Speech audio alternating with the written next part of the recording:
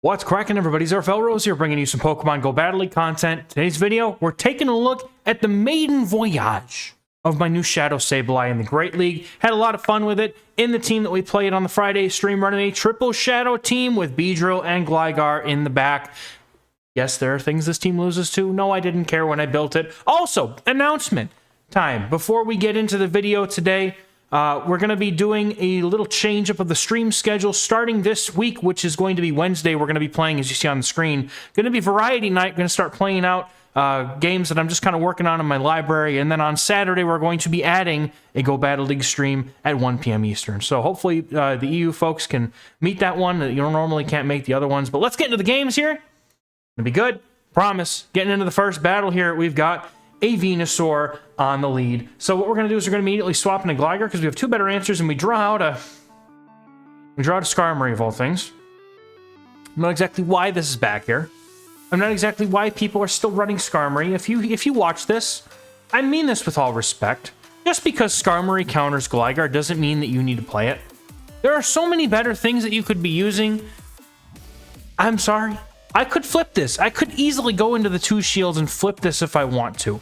However, I would rather come out of this with some farm on my Sableye. So I'm going to go for it because I'm actually not sure if this dig is going to be enough to KO. So we're going to find out here. Dig, even though it's resisted, will not be, unfortunately, enough. And I'll still get a little bit of farm, but I'll have to tank a move on my Sableye. So at this point, I'm hoping maybe this is my opponent's only hard answer to the Beedrill, and my opponent goes straight for the Brave Bird. Now I'm left with almost no HP. I come in with my Beedrill. Opponent staying in, not swapping out. Goes for a charge move, and I'm like, this could be a Sludge Bomb. This might hurt. So I'm going to let it go. Opponent does for the Sludge Bomb here, and I'm staying in. They're staying. Oh, I have to stay in, but they're staying in. And they catch on an Azu in the back. So, no, this doesn't look good for me. Excuse me, but they have two shields, and I have one. So I'm going to continue to go for X-Scissors. I feel like I can get a shield out of them at this point, now that they know. But my opponent still not shielding anything, and so I'm going to continue going for these moves here. And on good timing, I'm going to keep going for X-Scissors, because at this point, it'll be enough to give me a farm down. I should have just gone for Drill Run at some point. If this is any lesson to any of you, don't bait, okay? Just don't. Baiting is bad. Now, I came in here because I remembered that the Venusaur had nearly two moves, so I was hoping to be able to catch one. As I saw, they swapped. They no charge on the Sludge Bomb there, and then they concede because they hadn't shielded anything all game. Good game. For my opponent, needed to use those shields at some point. And also, I don't know if y'all noticed, but my Sableye Shadow Claw didn't register right away. I know that's a new thing that we've been seeing in the game as of late. Now, Shadow Sableye here, still doing its job as being a Ghost type. However, it's a little bit more squishy. I'll talk about the IVs on my Sableye because I did put a little bit of effort into these before I decided to build it. So I noticed that Shadow Sableye gains a lot of break points, which means it does an extra damage point per fast move when it has a certain amount attack. So higher attack is going to net it more points of damage overall in more matchups, whereas if I had like built a full bulk Sableye, it loses a lot of those. And yes, it's bulky, but like it's already Shadow. So like, what's the point, you know? If I'm already going into a Shadow at this point, you might as well go for the offensive stuff. And so that's what I chose to do. So Gligar has come in now and is the counter swap of choice here against the opponent's double. Gligar still pretty tanky. I have it in here just as a generic safe swap. I think that this is really more of a... It's not like even ABB, but like Gligar's still pretty safe for the most part, but like Sableye is just really strong. All right, now I'm going to go for a move here. My opponent CMP ties with me. This is an interesting thing. I feel like if they're going to shield, I'm going to shield, because at this point, if they throw the Psycho Bolt or Psycho Boost, then I don't care about what they throw next. But the opponent goes for the Thunderbolt. I now know that they're pretty much energy drawing. And unfortunately, I'm about to find out that Beedrill with 0 shields gets 2-shot by foul plays. And yeah, that was a painful thing to find out. So gonna go for some extra poison jab damage here, and then I'm gonna get off this X-Scissor. My Sableye still has plenty of HP, so I can still withstand at least one foul play. Just need to make sure that I get to a foul play before the Deoxys can get to a Psycho Boost or Thunderbolt in the next matchup here. So I am going to go for as much extra farm as I can here without going over, and I CMP tie them. on 6 because I realized that they were 4 away, so I can get 6 Shadow Claws in that time. KO the opponent, and then we're going to be able to get to the foul play one before they would have gotten to the Cycle Boost, but apparently they had a counter already stored, so that's going to be on the CMP tie, and that is going to be a good game. Well played to the opponent. Shadow Sableye was a lot of fun. This first set we ran with the team was a 5-0 on the stream. I had a couple not so positive. I mean, I overall went positive with the team for sure. But the last 2 sets that we did, I basically cut up the 2 last sets with full disclosure here. And then kind of put them together for some of the better games. I did get a bit RPS'd in about half of the games I played in the last 2 sets, so take that for what you will. The team was a lot of fun, though, and I really don't get the chance to run triple shadows all the time. So, you know, whenever I get the opportunity, and especially when I do well with them, it's always fun. So I'm going to overfarm here by a lot. Beedrill's energy is very impactful, and I know that because I can live that one move, if I put up 1 shield, I've still got almost half of my Beedrill left, and opponent's got a Deoxys, so they're going to have to make a decision here, and I'm going to throw the X-Scissor. I'm waiting for them to see what they want to come in with, and I'm very, very focused on that top right to see what the typing is. As soon as I see the Psychic type, I'm going to mash that X-Scissor and hope that I get it off. Now, we got the X-Scissor, and the opponent did not get a counter animation through, which means that was a CMP tie. Dude, the X-Scissor almost just knocks out the Deoxys. I'm just like, all right, Beedrill has done his job. Beedrill has more than done its job. I got a Gligar, and now my opponent's got a Nidoqueen in the back, and that's going to be a good game. Well played to them. Going into the next battle here, we've got a Mandibuzz lead. This is very tricky and not exactly something I enjoy seeing. But what I have to do here is I have to stay in. I know that I am going to be able to live at least 1 Dark Pulse here. So I'm going for a lot of fast moves here, waiting for them to throw something here. But they don't. And so, all right, well, I'm going to go get the Power Gem. I got a shield. I'm just going to dip into my Gligar, which is, of all the things on this team, this is the best place to absorb the energy of the Mandibuzz. And I'm hoping that they continue to throw energy here as well, because that's going to further make the switch clocks misaligned, which gives me the chance to potentially farm something with my Sableye and get to a Power Gem, or, you know, something. And at this point, because they're not swapping out at all, I have to assume either they have another answer to Sableye in the back, or they don't have an answer to Gligar at all in the back. It's hard to say at this point which one this is. I'm going to let the Gligar go. They get off the Aerial Ace here, and Sableye is going to come back in. I think I have to shield this because it very well could be a Dark Pulse, but I'm going to let it go. I'm going to give the shields to Beedrill here. I feel like if they've got a Flyer in the lead, they might not be very strong to it in the back. So I'm going to leave Beedrill with both of these shields. I'm going to get the Power Gem off. The opponent comes in with their Superior, and then they swap into Registeel, and now all of a sudden I can see the light. The double drill run on this Beedrill is going to be enough to KO, so my opponent has to start shielding. They go for the shield on the first drill run. I'm going to shield this up. That is their last shield, so all I need now is 2 drill runs to KO, and I'm already thinking, since it's a Superior in the back, if I can find myself a way to store an X-Scissor and swap out to clear the Zap Cannon debuffs later, then that's going to put me in a position to potentially take out the rest of that Superior afterwards later in the game. Now, I always have to shield. You have to shield, and it's important to know the counts for lock-on. It's 15 to a Focus Blast, and it's 16 to a Zap Cannon. And while this is something that I can also cover in one of my Metafy lessons for fast move counting, the basic consensus of how do I count 1-turn moves is a very common one that I get. See, I'm going to go for the swap to catch the potential charge move here, and I'm going to have that X-Scissor nearly banked. My opponent basically not going to be able to do much here as they farm down, but I'm going to get that X-Scissor off, so it's going to be a good game. But how do you count 1-turn moves, right? What I do is, because I know that I have a 2-turn move and they have a 1-turn move, I know that for every single 1 poison jab I get through, they're going to get 2 lock-ons. If I throw a charge move, they sneak an extra one, so I add 1. And then you have to try and keep track of how many they're throwing at too, depending on how many fast moves. That's how you do it. You just use your own fast moves to count. My opponent is staying in with this Dragonite way too long. I went to go catch a Dragon Claw on my Gligar, and they're staying in long past the when they need to. They're leaving their Dragonite with just about no HP, but because my Beedrill does not want to see this Dragonite whatsoever, I'm trying to keep it healthy. I will come in here with my Sableye and look to shield once and hope to farm down here. The Shadow Claw is going to leave it very low. And while we're not going to see the exact amount of HP it has, that's going to be important. Now, opponent comes in with a Lickitung here. I throw a Power Gem. I probably should have just gone for Foul Play. Truthfully, because this is my first time ever playing a Sableye, Shadow Sableye, I don't know which one does more damage. But Power Gem felt like, I mean, I'm still in like that mentality of having returned, and so I figure that the Power Gem is more damage, but it's probably not. Honestly, Foul Play is probably more damage. Power Gem is a pretty bad move. But we're going to see the X-Scissor take out the Lickitung. I miscalculated how much energy, so my opponent actually lets that, lets it through, and I'm like, okay, I'm going to go for bait here. They have to fear the drill run, right? They have to fear the drill run. And they shield it, which is great. And then the opponent goes for a catch. All they had to do was just throw the Ice Punch, and they win. So good game to my opponent. Unfortunately, they wanted to get a little too fancy. Maybe they lost count. There's a very good solid chance they just lost count of how much energy Beedrill had. It's very possible. Or maybe they thought Sableye had a move and figured they had to get a couple of moves ready. But either way, thankfully able to take that one. My opponent, all they had to do was stay in. So getting a Shadow Steelix on the lead in the next game. Very, very hard to deal with here. Because of the fact that I don't really have a good answer. Like this team, against some things, right? Like there are some very awkward things. We already saw Mandibuzz is awkward. We got Steelix is a little bit awkward because it outpaces to that breaking swipe before Gligar gets to a move that can threaten it. So that makes it dangerous. My opponent stays in though. And I'm fine with that. If I can get rid of this Steelix, that's like the most annoying thing in the entire Great League. If I can get rid of that, I'm chilling, man.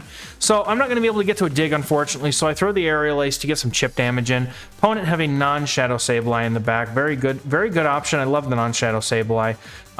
But nonetheless, though, I'm going to be able to get to this foul play. My opponent does not throw right away. They go overload on energy, and I'm able to get the CMP tie because the IVs on my Sableye are going to beat most XL Sableye. So, foul play will be able to get my final shield here, but because my opponent does not have a shield anymore, I'm going to let this go now that their energy is hopefully dry or close to it. And I'm going to go in with the Beedrill and farm down. Those poison jabs are resistant but doing a ton of damage. Unfortunately, my opponent did have some energy, so I'm going to have to shield this up in order to leave it alive. And the opponent now has a Tropius in the back, still has all 3 Pokemon on their team alive, and this is one of those unfortunate times where I just wish I had Sludge Bomb.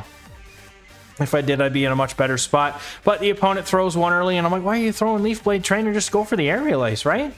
I mean, maybe they have to just because that gets my Beedrill lower, but I don't think that it would have mattered. They definitely would have gotten to the Aerial Ace there, and I think they should have gone for it. But it's fine. X-Scissor's going to go through, and I'm hoping, but nope, Steelix is just too healthy, and it's going to be able to Dragon Tail me down. So it's going to be a good game. We'll play to my opponent. Steelix is so obnoxious. I love it when I use it, but when I'm against it, I want to shoot somebody. All right, so I stay in for one to see what fast move that Alolan Ninetails has, and I take a whole charm damage from my Sableye, which really hurts.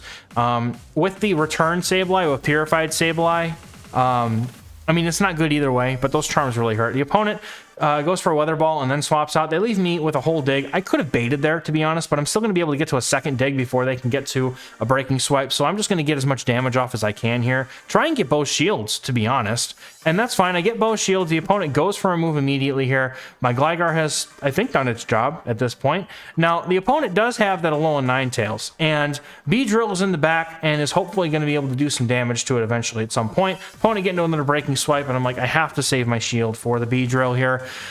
So we're going to go for a few more Shadow Claws to get that foul play off with good timing right before they finish getting off their next Dragon Tail. And then I'm going to have to just eat. I have to eat it. Nope, I can't eat it. It's too much damage. I have to shield this. And unfortunately, now I have to leave my poor Beedrill with no shield. So I'm going to go straight for the foul play here with really honestly bad timing. They got a whole move through, but I know it's going to KO.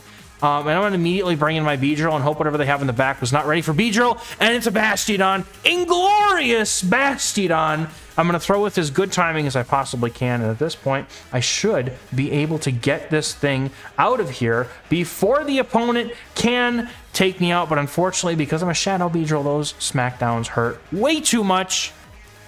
And even though we take out the Bastiodon, we're not going to be able to have enough HP to take out the Ninetails or get to a charge move. Quite unfortunate, but good game to my opponent. Honestly, they hard countered me from back to front, so I don't know what I was supposed to do there. Getting another Shadow Steelix on the lead here in this battle. Staying in with Sableye yet again, but I'm going to go for the extra Shadow Claw. Sometimes they throw with good timing, sometimes they don't. Really depends on how bad they want to get off that debuff, but I am going to go ahead and I'm going to throw the foul play here. It would do quite a bit of damage even though it's debuffed. I'm probably going to swap into my Gligar at this point because I need to find some way to manufacture an advantage. But my opponent shields that up, and so what I'm going to do here is I'm going to change up my tactics a bit because it didn't work last time. I'm going to go and just play this out. And then I'm going to have my Gligar come in, and I'm going to hope that whatever they have in the back is weak to Beedrill. So, because they had so much energy, they're going to be able to go for multiple breaking swipes here. But I'm looking for a hard farm down if I can get it, to be honest. I'm looking just for the hard farm down here because I don't feel like there's much use in putting my energy in here. I got 2 shields for Beedrill. Opponent's got a Stinky Binky and a Medicham in the back, playing an ABA. Well, I guess it's not really ABA because it's not rocker. It's not ground or steel, but you get my point, though. Drill Run on the Beedrill is going to take it out. I'm going to shield this up because it could be a Psychic, and if it is, I mean, regardless, I'm going to be able to hopefully farm this down. So going to go for the farm down here. 1, 2, 3, 4, 5, 6. And then because they throw on 6, I'm like, this is probably an Ice Punch. But because they have a Bink in the back and my Beedrill is the only thing with any HP left in this game, I have to shield this. Go for the Drill Run here. I should be able to pop off 2 Drill Runs, and I've got a Dig loaded on my Gligar. That farm down on the Steelix is about to pay off big time as my Beedrill is barely able to get to that Drill Run with just 1 Rock Throw's worth of HP left. And then we're going to come straight in with the Gligar. There it is. Got stuck in my throat. The Gligar is going to come in, get the Dig, and we're going to take out Stinky Binky for a good game. Well played. All right, getting into the next battle here. We've got Sableye on lead versus Talonflame. This is one of those matchups where I definitely can't swap out. But because I'm good at move timing, something else that I teach on Metafy. If you're interested, please go check out the Metafy page in my description, where you can find a bunch of different lessons that'll help you elevate your PvP game. Knowing the timing against a Talonflame actually flips this very vastly in Sableye's favor, even if it's Shadow in the 2 shields, especially because it's Shadow. I'm able to easily outpace this Talonflame to several moves here. And even though I have to basically give up both shields in order to win this matchup, this is a very good matchup for me. And if my opponent decides to get out, which they do, Superior is going to have to meet a very unfortunate end here. I can easily tank 1 Aerial Ace. It doesn't do too much damage, but it does quite a bit. And I'm about to overfarm enough to get to a X-Scissor right as they get to that next Aerial Ace here. CMP tying, winning the CMP tie. Going to take out the Superior with the X-Scissor. Goodbye, Superior. And then the opponent is going to have to hit me with their best because I could have gone for another Poison Jab there, but I decided not to just in case. The way that the damage works, something that I'd go over in my fast move timing lesson, but unfortunately not able to get to the X-Scissor there. And I know I'm shilling a little bit, but it's just something that I wanted to bring attention to because it's something that I see often, all the time. Timing and sometimes even counting. I can easily just get to an Aerial Ace here. My Sableye is definitely healthy enough to follow this up if I need it to, or I can just get it to absorb some energy. So I immediately swap in Sableye to absorb energy and or take out this Medicham, and that's going to be a good game. Well played. This punch is going to take him out, and then the wing attack is going to be enough after that. Getting into the next and final game in the series here, we've got a Jellicent on the lead, and good matchup for Sableye. Opponent comes with a Registeel, and I'm like, I have a Gligar in the back. Why am I not swapping out? I could just swap out and I'd be fine, dude. But I don't, because I'm a fool. And so I come in with my Gligar after chipping, and I know that this dig is going to be enough. I know that I'm pretty sure the dig is not enough if you come straight in. So, but in the first place, I'm like, I don't know what to do. I didn't really know how to respond to the Registeel here. So, oh, this needs to move over a bit here. That is in the wrong spot, and it bothers me. All right, anyway, gonna go straight for a dig here. Taking out this, or not taking out, we took out the Registeel while I wasn't looking, and then my opponent's going to look for a Bubble down. They are running a Bubble Jellicent. Not good for me. Sableye is not going to want to absorb this energy, and Beedrill has really very little play. But thankfully, the opponent lets that dig through, puts itself deep into the red, and Sableye is able to come in and get a couple of claws off and snipe the Jelly, and all they have in the back is a Scrafty, and Beedrill with a shield will absolutely be able to take care of this. I am going to throw a Power Gem here, even though it's resisted. It's better than a double resisted foul play. The opponent shields it up anyway. They figure they have to shield something. Why not start shielding now? And now they're going to get the foul play off on the Sableye. 1 counter will take me out, and that's fine with me because I have Beedrill in the back, and all I really need to do is not take a boosted foul play here. So I'm going to let this go because I know that a foul play is not going to be enough, and I'm double resisting the counters. That is a foul play. It hurts a lot, but Beedrill resisting the counter damage, even though this is going to be a power-up punch now, it's totally fine. All I needed to do was not shield a power-up punch, so it was much safer for me to go for the no-shield first time round. Now, I'm going to get 2 Exorcists off, and that's going to take care of the Scrafty here and take us positive with this team. Again, very, very, very fun team with the Shadow Sableye that I just recently built it. And now that I figured, you know, it's about time to start using some of this stuff that has been laying around, because yes, this was my for fun team. I got this with the Pikachu Libre, but you can look forward to some more meta looking teams. I think that I'm gonna, you know, I'm sitting around in the 2600 elo range, which is probably a good sweet spot for where most of the people who are struggling looking for team ideas are. If not, you know, maybe a little bit lower, a little bit higher, but that's okay. I think it's a good medium, because there's still quite a lot of variety in the 2600 range. So I appreciate y'all watching this video. We'll catch you in the next one. Thank you all so much. Bye-bye.